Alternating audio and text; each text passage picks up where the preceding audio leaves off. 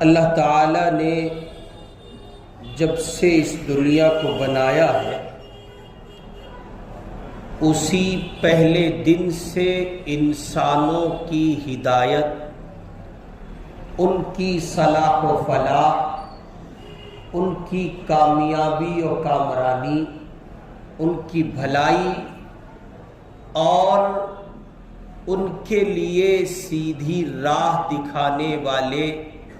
نمائندوں کا سلسلہ بھی جاری فرمایا۔ پہلے انسان ہے حضرت آدم علیہ السلام، اور پہلے پیغمبر بھی ہیں حضرت آدم علیہ السلام۔ انسانی دنیا کی ابتدا بھی انہی سے ہے، اور حضرات انبیاء علیہ السلام کی ابتدا بھی انہی سے ہے۔ اللہ تعالی نے اپنے بندوں کو ہدایت سے قریب تر کرنے اور اپنی ذات کو پہچاننے اور اس سے متعارف ہونے کے لیے حضرات انبیاء علیہ السلام کا یہ ایک سلسلہ جاری فرمایا، جہاں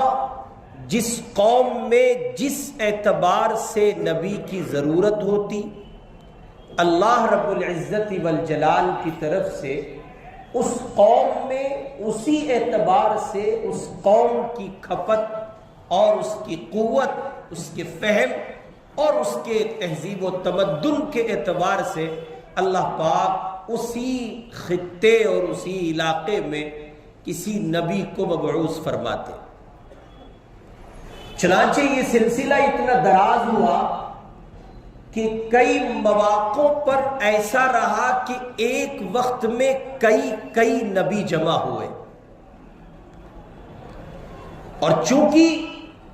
دنیا جہان کے مختلف خطوں میں قومیں آباد تھیں، علاقے تھے، لوگ تھے، تو جہاں جس اعتبار سے حق جل مجدہ نے ضرورت کو محسوس کیا، ایک کو سمجھا، ایک سے زیادہ کو سمجھا تو ایک سے زیادہ کو، یعنی نبی انبیاء علیہ السلام کی جماعت کے افراد کو وہاں بھیجا۔ وہ آئے اور انہوں نے آ کر اللہ کے بندوں کو اللہ کا تعارف کرایا اور یہ بتایا کہ دراصل تمہاری یہ جو جبین نیاز ہے، تمہاری یہ جو پیشانی ہے، یہ اللہ کی غیر کے سوا اگر جھک رہی ہے، اللہ کی غیر کے سامنے اگر تم سجدہ ریز ہو، تو پھر تم سے بڑا پاپی، تم سے بڑا مجرم اس زمین پر کوئی نہیں ہو سکتا، اس لیے کہ تم اپنے بنانے والے سے متعارف نہیں ہو پائے ہو، تم اسی کو نہیں پہچان سکے ہو جو تمہارا خالق ہے، جو تمہارا مالک ہے، جو تمہیں روزی دیتا ہے، تمہارا پالنہار ہے، ہر چھوٹی بڑی ضرورت کا تکفل کرتا ہے، تم اسی کو نہیں پہچان پائے تو تم سے بڑا مجرم اور گنہگار کوئی دوسرا نہیں ہو سکتا۔ چنانچہ یہ سلسلہ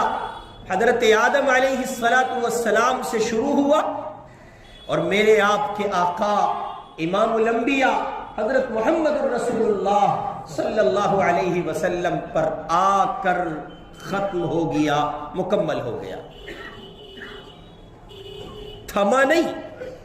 اس لفظ پر غور کریں، یہ سلسلہ حضور پاک پر آ کر تھما نہیں، رکا نہیں، اس لیے کہ اگر اس لفظ کا سہارا لیتے ہیں اور لے کر کہتے ہیں کہ رک گیا، تھم گیا، تو یہ ممکن ہے کہ ختم نبوت کے ڈاکو یہ بات کہہ گزرے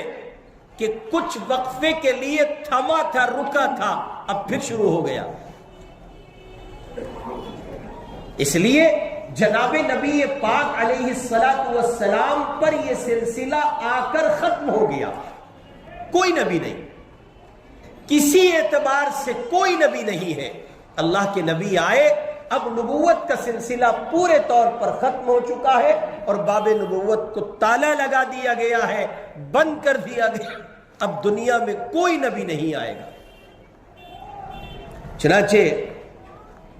انسانوں کی صلاح و فلاح، ان کی ہدایت، ان کی کامیابی، ان کی بھلائی کے لیے انبیاء علیہم السلام کے ذمے جو ایک کام لگایا گیا تھا، اور وہ اللہ کے بندوں کو اللہ کی طرف بلا کر اور اللہ کی ذات سے متعارف کراتے ہوئے بندوں کو خدا کے قریب کرتے تھے، بندوں کو خدا سے ملاتے تھے، اور اللہ کی توحید کا اور اس کی سمدانیت کا اور اس کی وحدانیت کا جو وہ سبق پڑھاتے تھے اور اللہ کے بندوں کو کامیابی کی راہ دکھاتے تھے،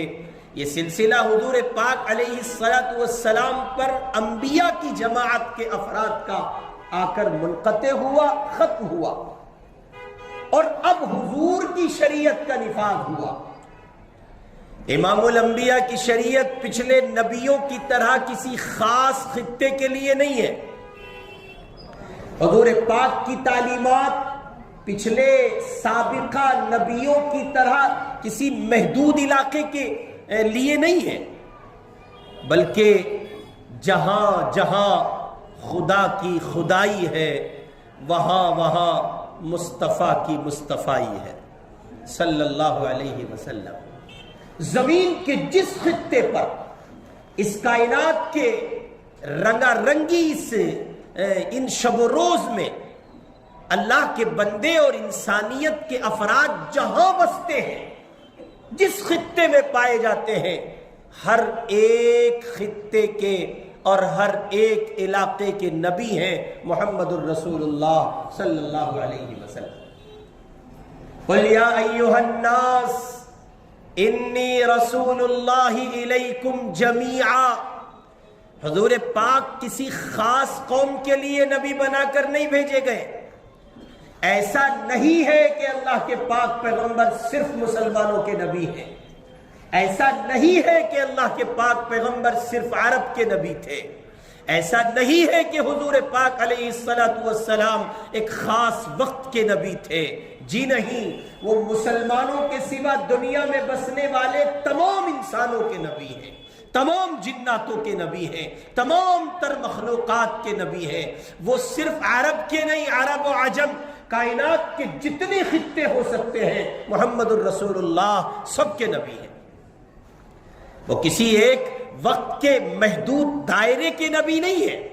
جب سے حضور پاک علیہ السلام کے سر مبارک پر تاج نبوت رکھا گیا،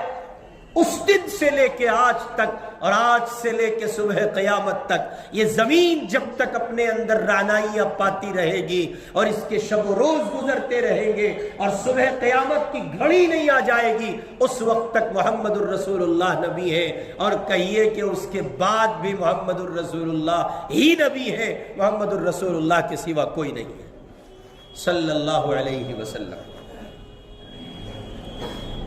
اللہ تعالیٰ نے جناب نبی پاک علیہ السلام پر نبوت اور رسالت کا دروازہ بند کیا، اور آپ کی امت کو حضور پاک علیہ السلام نے معاشرے کی اور انسانوں کے درمیان صلاح و فلاح کی راہ باقی رہے، خیر کا دروازہ کھلا رہے، اللہ کے بندے اللہ سے قریب تر ہوتے رہے۔ وہ دعوتی سلسلہ جس کو حضرات انبیاء علیہ السلام کیا کرتے تھے، اللہ کے بندوں کو اللہ کی طرف بلاتے تھے، اب حضور پاک علیہ السلام کی ختم نبوت کے بعد یہ سلسلہ ہر دو پہلوؤں پر حضور پاک کی امت کے ذمے لگا دیا گیا ہے۔ وہ غیر مسلم برادران وطن، وہ غیر مسلم اقوام جن کی جھولی میں ایمان نہیں ہے، اسلام نہیں ہے، دین نہیں ہے، شریعت نہیں ہے، مصطفیٰ کا نظام نہیں ہے، اللہ کا قرآن نہیں ہے، ان کو دعوت دینے کا کام بھی یہی لوگ کریں گے جو حضور پاک علیہ السلام کی امتی ہے۔ انہی لوگوں کے ذمے ہے کہ یہ حضور پاک کا دین ان لوگوں تک پہنچائیں جن اللہ کے بندوں کی جھولی میں مصطفیٰ کا دین نہیں ہے. یہ لوگوں کو بتائیں اسلام کی خوبیاں، یہ لوگوں کو بتائیں اسلام کی آفاقیت، یہ لوگوں کو بتائیں اسلام کا نظام ہمہ گیر، یہ بتائیں لوگوں کو اسلام کا نظام عالمگیر، پوری دنیا میں جس نظام کو برپا ہونا ہے اور چپے چپے پر چھا جانا ہے اور خطے خطے کو اپنے حصار میں لے کر اس پر دسترس پانی ہے اور قابو پا لینا ہے، وہ نظام کوئی اور نہیں ہوگا، محمد الرسول اللہ صلی اللہ علیہ وسلم ہی کا نظام ہوگا. چنانچہ آپ نے فرمایا،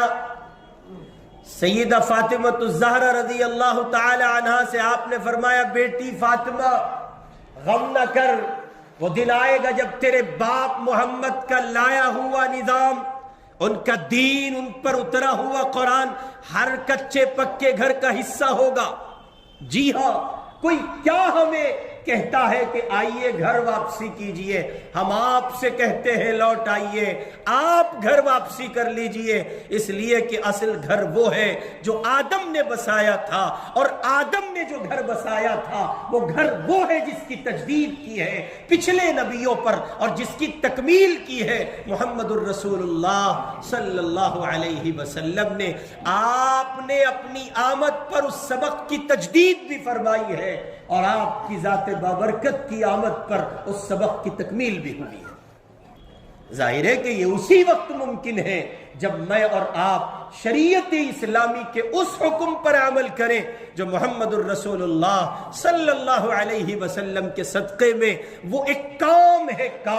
وہ ایک نظام ہے جو امت کی صلاح و فلاح، معاشرے کی فلاح و بہبود، لوگوں کی آپسی رنجشوں کے خاتمے اور مساوات کے نظام کی بحالی، اور کہیے کہ ایک دوسرے کی عظمت اور وقار کو زندہ کرنے کے لیے، ایک دوسرے کا خیال کرنے کے لیے اور معاشرے میں نظام امن کو برقرار رکھنے کے لیے رسول اللہ صلی اللہ علیہ وسلم کے صدقے میں وہ ایک کام جو حضرات انبیاء علیہ السلام کرتے تھے کہ اللہ کے بندوں کو اللہ سے ملاتے تھے، اللہ کی بات اللہ کے بندوں تک پہنچاتے تھے، وہ کام اب لگایا گیا ہے امت محمد کے ذمے صلی اللہ علیہ وسلم. اور اس فریضے کا نام ہے امر بالمعروف و نہی عن المنکر، اور یہ دونوں ایک دوسرے کے ساتھ لازم و ملزوم ہے، جزو لا ينفک ہے. امر بالمعروف ہو صرف اور نہی عن المنکر نہ ہو تو کام خراب ہو جائے گا، اور امر نہی عن المنکر ہو صرف، امر بالمعروف نہ ہو تو بھی کام خراب ہوگا. دونوں کی کنڈیشنز الگ ہیں، دونوں کے آداب و ضوابط و اصول اور اس کے دائرے اور رولز الگ ہیں، اور ہر ایک حکم، ہر ایک شعبہ اور کہیے کہ شریعت اسلامی کا یہ سبق اپنے اعتبار سے اپنی فرضیت رکھتا ہے، اپنا وجوب رکھتا ہے، اپنی سنیت رکھتا ہے اور اپنا استحباب رکھتا ہے. جہاں جیسا موقع ہے اور اللہ کے بندوں کو جیسی ضرورت ہے ویسا لازم ہے کہ امت کے افراد اس عمل کو زندہ کریں. چنانچہ امر بالمعروف، اس کی اہمیت، اس کی حیثیت، اور نہی عن المنکر، اس کا ہونا اور اس کا نہ ہونا، اگر ہونا پایا جائے تو معاشرے میں کیا کچھ بھلائیاں ممکن ہیں، کیا کچھ خیر ممکن ہے، اور اگر اس کا نہ ہونا پایا جائے، افراد معاشرے کے نہی عن المنکر چھوڑ دیں، امر بالمعروف چھوڑ دیں، یعنی بھلائیوں کا حکم چھوڑ دیں، کوئی کسی سے نہ کہے کہ نماز پڑھو، کوئی کسی سے نہ کہے کہ روزہ رکھو، زکوٰۃ دو، حج کرو. اس وقت جو تقریر ہو رہی ہے، جو گفتگو ہو رہی ہے، یہ آپ کو امر بالمعروف کے تقاضے کی تکمیل کے تحت ہو رہی ہے. گویا امر بالمعروف کر رہا ہے خطیب اور وہ کہہ رہا ہے آپ سے، اللہ کے بندو اوامر پر آ جاؤ، نواہی سے اجتناب کرتے ہوئے زندگی گزارو. یہ خیر کا، بھلائی کا، نیکی کا، طاعت کا حکم دراصل یہی امر بالمعروف ہے. کوئی آدمی شراب پی رہا ہے، جوا کھیل رہا ہے، سٹا لگا رہا ہے، ناچ گانے کر رہا ہے، گالیاں دے رہا ہے، فسق و فجور میں مبتلا ہے، دھوکہ دے رہا ہے، مال ہڑپ کر رہا ہے، کسی کا تمسخر کر رہا ہے، غیبت ہے، چغلی ہے، بہتان ترازی ہے، ہزار قسم کی شے ہے اور ہزار قسم کے گناہ ہیں، وہ سب ہو رہے اور پھر ان پر کوئی روک لگاتا ہے، اپنے ہاتھ کا استعمال کرتا ہے، اسے طاقت خدا نے عطا کی ہے تو وہ اپنی طاقت کا استعمال کرتا ہے، اور اس کے پاس طاقت نہیں ہے تو اپنی زبان کا استعمال کرتے ہوئے کہہ رہا ہے تم غلط کر رہے ہو، اور اگر اس کے پاس طاقت ہاتھ کی بھی نہیں ہے، زبان کی بھی نہیں ہے، اب وہ یہ کرتا ہے کہ اس ہونے والے جرم کو برا سمجھتا ہے، غلط سمجھتا ہے، وَذَلِكَ أَضْعَفُ الْإِيمَانِ، اور یہ ایمان کا بالکل آخری درجہ ہے، جس کی کنڈیشن ایسی بھی نہیں ہے وہ ٹٹولے اپنے دل کے نہا خانوں میں ایمان بچا بھی ہے کہ نہیں بچا ہے۔ امر بالمعروف و نہی عن المنکر، دراصل امر بالمعروف اور نہی عن المنکر حدود الہی کا نفاذ اور دین کا قلعہ ہے۔ یہ دین کے دو بنیادی شعبے ہیں، اور میں نے عرض کیا دونوں لازم و ملزوم ہیں، جزو لا ینفک ہے، ایک دوسرے سے جدا نہیں کیا جا سکتا۔ محض امر بالمعروف ہو اور نہی عن المنکر نہ ہو، برائیوں سے روکا نہ جائے تو معاشرے کو وہ خیر، وہ صلاح، وہ بھلائی ممکن نہیں ہے میسر آ سکتی کہ جس کی میں اور آپ توقع باندھے بیٹھے ہیں۔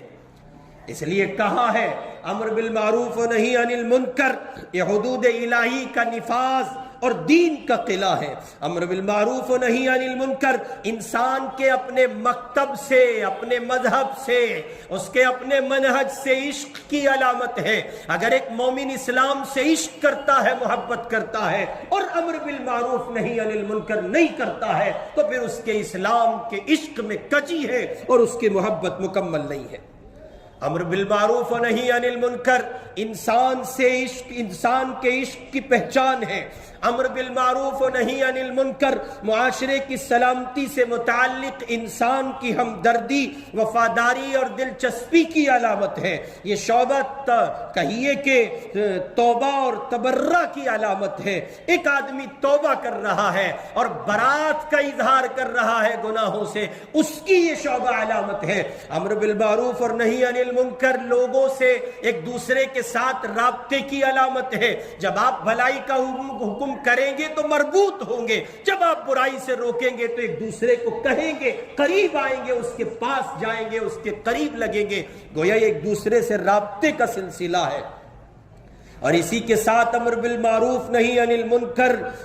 واجبات کی حاضری اور غیر حاضری، نماز کیوں نہیں پڑھی، روزہ کیوں نہیں رکھا، اور زکوٰۃ کیوں نہیں دی، حج کیوں نہیں کیا، ان تمام شعبہ ہائے اسلام اور ارکان ہائے اسلام کو زندہ کرنے اور ان کو پیدا کر بیدار، ان کو زندہ کرنے اور ان کو معاشرے میں نافذ کرنے اور لوگوں کو اس پر لانے کا گویا ایک عظیم سلسلہ ہے۔ امر بالمعروف و نہی عن المنکر تمام واجبات کے نفاذ کی ضمانت ہے، اور نہی عن المنکر تمام تر گناہوں کے ترک کی ضمانت ہے۔ جاہل انسان کو آگاہ کرنا، متوجہ کرنا، یہ امر بالمعروف اور نہی عن المنکر کے شعبے سے حاصل ہوگا۔ امر بالمعروف اور نہی عن المنکر بد کرداروں کا قافیہ حیات تنگ کرتا ہے۔ جب بار بار چوٹ ماری جائے گی، بار بار کہا جائے گا برائی نہ کرے، نہ کرے، نہ کرے، نہ کرے، تو جو بد کردار ہوں گے ان کا گویا قافیہ حیات تنگ ہو رہا ہے۔ امر بالمعروف نہی عن المنکر ضعیف الارادہ لوگوں کے لیے اطمینان و تقویت کا سبب ہے۔ خدا کی طرف سے اہل ایمان کو دیا گیا وہ حق اختیار ہے جس سے وہ ایک دوسرے کے اعمال و کردار پر نظر رکھ سکیں۔ نہیں عن المنکر معاشرے کے بعض افراد کے تقوی کی کمی کو پورا کرنے کا گویا سبب ہے۔ اس لیے میرے بھائی مجھے اور آپ کو اس سلسلے میں حساس ہونا چاہیے، اور اس درجے حساس ہونا چاہیے۔ قرآن کہہ رہا ہے والمؤمنون والمؤمنات بعضهم اولیاء بعض یأمرون بالمعروف وینہون عن المنکر۔ ایمان والے مرد، ایمان والی عورتیں ایک دوسرے کے رفیق اور دوست ہیں، بھلائی کا حکم دیتے ہیں اور برائی سے روکتے ہیں۔ قرآن کہہ رہا ہے کنتم خیر امۃ اخرجت للناس تأمرون بالمعروف تنہون تنہون عن المنکر، تم بہترین امت ہو، بہترین جماعت ہو جو لوگوں کے لیے پیدا کی گئی ہو، تم بھلائی کا حکم دیتے ہو اور برائی سے روکتے ہو۔ قرآن مجید نے اس سلسلے میں ایک دوسری جگہ کہا یا بنی اقیم الصلاۃ وامر بالمعروف وانہا عن المنکر واصبر علی ما اصابک ان ذلک من عزم الامور۔ حضرت لقمان علیہ السلام نے اپنے بیٹے کو نصیحت کی، میرے بیٹے نماز قائم کرو، اچھے کاموں کی نصیحت کیا کر اور برے کاموں سے منع کیا کر، اور جو کچھ پیش آئے نا مساعد حالات ان پر صبر کیا کر، بے شک یہ صبر ہمت کے کاموں میں سے ہے۔ میرے بھائی، یہ امر بالمعروف و نہی عن المنکر کا شعبہ دراصل مسلمانوں کے باہمی روابط کے استقلال، اس کے استحکام اور اس کی پختگی کے لیے ہے۔ مسلمان ایک دوسرے کے رابطے میں آ کیسے سکتا ہے سوائے اس کے کہ وہ ایک دوسرے کو جانے، اس کی خیریت دریافت کرے، اس کے اعمال کا فکر مند ہو، اور وہ اپنے آپ کو دیکھے سمجھے کہ میں دینی اعتبار سے جہاں کھڑا ہوں میرا بھائی وہاں کھڑا ہے کہ نہیں کھڑا ہے۔ اس سلسلے کی کڑی کو زندہ کرنے اور بحال کرنے کے لیے یہ ایک عظیم شعبہ ہے امر بالمعروف و نہی عن المنکر۔ اس سلسلے میں پروردگار نے قرآن مجید میں ایک دوسری جگہ کہا لعن الذین کفروا من بنی اسرائیل علی لسان داود و عیسی بن مریم ذالک بما عصوا وکانوا یعتدون کانوا لا یتناہون عن منکر فعلوہ لبئس ما کانوا یفعلون۔ بنی اسرائیل کے کافروں پر داود علیہ السلام اور عیسیٰ ابن مریم علیہ السلام کی زبانی لعنت کی گئی۔ اس کی وجہ یہ تھی کہ نافرمانیاں کرتے تھے اور ایک دوسرے کو نافرمانی سے باز رہنے کی تلقین نہیں کرتے تھے، نہیں کہتے تھے گناہ چھوڑ دو، نہیں کہتے تھے نیکی کرو، نہیں کہتے تھے طاعات کی طرف آؤ۔ گناہ ہو رہا ہے، لوگ کر رہے اور وہ کرتے چلے جاتے ہیں۔ جو نیکوکار تھے وہ اپنی نیکی پر جمے ہوئے تھے، بالکل اس طرح جیسے ہمارے معاشرے میں جو تسبیح پڑھنے والے، نماز والے، روزے والے، زکوٰۃ والے، نیکوکار اور دیندار اور فرما بردار افراد اللہ کے بندے ہیں، ان کو پرواہ نہیں ہے اس بات کی کہ امت کا کیا ہوگا، ان کو خیال نہیں ہے اس بات کا کہ وہ جہاں کھڑے ہیں ساری امت وہاں نہیں ہے، ان کو احساس نہیں ہے اس بات کا کہ رسول پاک نے ہر ایک کو ذمہ دار بنایا ہے، ہر ایک سے اس کے ماتحتوں کے بارے میں سوال ہوگا۔ میرے بھائی، مجھے اور آپ کو اس سلسلے میں حساس ہونا چاہیے اور اپنے طور پر امر بالمعروف اور نہی عن المنکر اپنے حواس کو باقی رکھتے ہوئے استطاعت بھر مقدور بھر کوشش کے ساتھ کرتے رہنا چاہیے۔ اس سلسلے میں حضرات اکابر دیوبند، علماء دیوبند کا لگایا ہوا بہترین درخت جو کسی زمانے میں پودے کی شکل میں لگایا گیا تھا، اس کے ایک ذمہ دار نے، علماء دیوبند کے ایک فرزند حضرت مولانا محمد اسماعیل صاحب رحمت اللہ علیہ جو والد گرامی تھے حضرت مولانا الیاس صاحب رحمت اللہ علیہ کے، ان کا ایک درد تھا، فکر تھی، کڑھن تھی، بے چینی تھی، ان کا اضطراب تھا۔ جو بنگلے والی مسجد میں امام ہوا کرتے تھے وہ یہ چاہتے تھے کہ اللہ کے بندوں تک یہ بات کیسے پہنچے کہ ان کا ایمان سلامت ہو، ان کا دین سلامت ہو، ان میں بھلائیاں در آئیں اور خیر و خوبی کا وہ مرکز ہو اور برائیاں ان سے نکل جائیں۔ اور پھر یہ قرآن، یہ بے چینی ان کے بیٹے، ان کے فرزند ارجمن حضرت مولانا محمد الیاس صاحب رحمت اللہ علیہ کے قلب پر اللہ تعالیٰ نے اس طور پر اس کی بارش کی ہے کہ وہ ایک چلتا پھرتا انسان جو بظاہر چلتا پھرتا معلوم ہوتا تھا لیکن مجسمہ بن گیا تھا غم کا، درد کا، فکر کا، بے چینی کا، کڑھن کا اور امت کی بے حالی اور امت کی بدحالی اور اس کے ایمان کو چھوڑے جانے اور ایمان سے بھٹک جانے کی فکر کو لے کر وہ ایک مجسمہ بن گئے۔ دن رات روتے تھے اللہ میوات کے ان لوگوں کا کیا ہوگا جو اسلام چھوڑ کر کفر کی زمین اختیار کر رہے ہیں۔ بالآخر یہ کہ حضرت مولانا رحمہ اللہ کا درد آج پوری دنیا میں تبلیغی جماعت کے عنوان سے چھلک رہا ہے اور اللہ کے بندے ہزاروں نہیں، لاکھوں نہیں، کروڑ افراد ہیں جو اس نظام عمل سے راہیاب ہوئے ہیں اور ہدایت کا چراغ لے کر دوسروں کے لیے مشعل راہ بن کر ان کو روشنی دکھانے کا کام کر رہے ہیں۔ تبلیغی جماعت علماء دیوبند کا لگایا ہوا وہ پودا ہے اور اس کا وہ آج کا وہ قداور اور تناور درخت ہے جو پوری دنیا میں اپنی آفاقیت کے نظام کو برپا کرنے اور اس کو منوانے کے لیے نہ صرف یہ کہ اپنوں کی زبان کا حصہ ہے بلکہ اغیار کی زبان کا حصہ ہے۔ تبلیغی جماعت نے کسی خاص خطے میں نظام اصلاح کو، صلاح و فلاح کو برپا نہیں کیا ہے، بلکہ پوری دنیا میں ساتوں کے ساتھ بر اعظم میں آپ اٹھائیں تو آپ کو یہ بات اندازے کے ساتھ نہیں تیقن کے درجے میں معلوم ہو جائے گی کہ تبلیغی جماعت نے وہ کارہائے نمایاں انجام دیے ہیں کہ پوری دنیا آج اس کے لگائے ہوئے درختوں کے سائے سے فیضیاب ہو رہی ہے۔ الحمدللہ اس میں ایک نہیں، دو نہیں، 100 نہیں، 1000 نہیں، لاکھوں نہیں، کروڑ افراد ہیں۔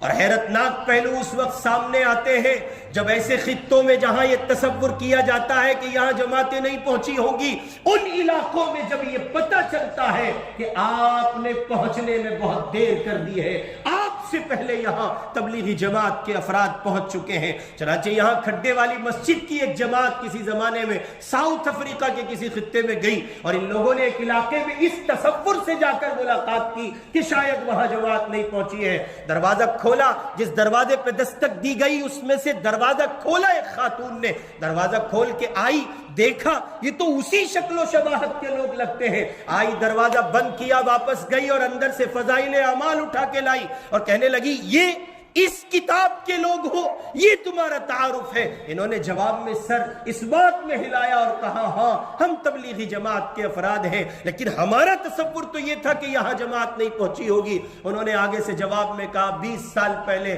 پشاور کی پاکستان کی ایک جماعت یہاں آ کر کام کر کے جا چکی ہے۔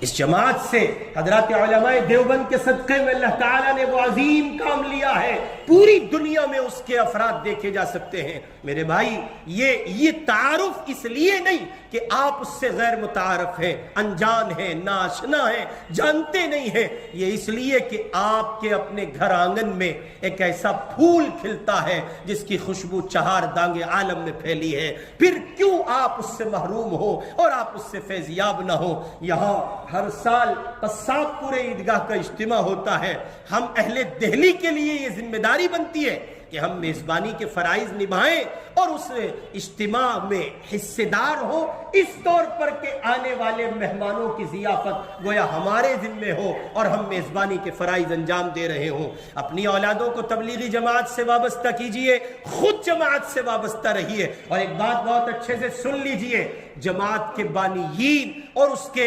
رہنما اور اس کے جو ذمہ داران ہوتے ہیں ان کی کسی غلطی کو حجت تسلیم کیا جا سکتا ہے، افراد کی غلطی کبھی کسی تحریک میں حجت نہیں ہوا کرتی ہے۔ اللہ رب العزت والجلال ہمیں اور آپ کو امر بالمعروف و نہی عن المنکر کے نظام سے وابستگی کی توفیق عطا فرما۔